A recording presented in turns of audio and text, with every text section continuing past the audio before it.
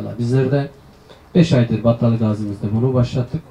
Her cuma bir mahalledeki hemşerilerimizle, ağabeylerimizle, kardeşlerimizle bir araya geliyoruz. Programımız mahalle sizin, söz sizin. Onun için biz az konuşacağız. Sözü size bırakacağım inşallah.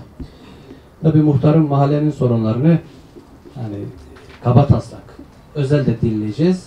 Notlarımızı aldık. Sizden de dinleyeceğiz. Arkadaşlar da notunu alacak inşallah. Hem de sıkıntılarını, sorunlarını, problemlerini dinlemek ve bu vesile bir çözüm üretmek gayretinde olmak.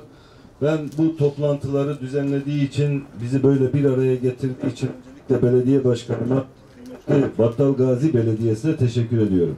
Böyle vatandaşlarımızla bir araya gelmek ve bu suretle de sorunları birebir ilk ağızdan dinlemek ve çözüm üretmek anlamında kıymetli toplantılar. Ben tekraren toplantımızın hayırlı ve bereketli olmasını diliyorum.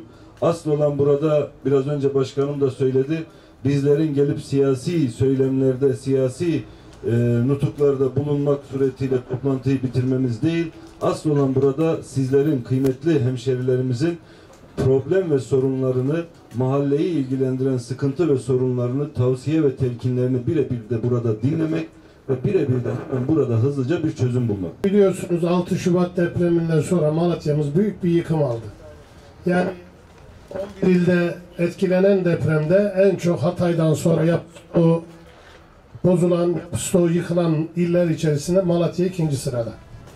Ama tüm bu olumsuzluklara rağmen Allah'a hamdolsun Cumhurbaşkanımızın ve değerli bakanlarımızın, belediye başkanlarımızın gayreti ve çabası doğrultusunda yaralarımızı sarmaya gayret ediyoruz.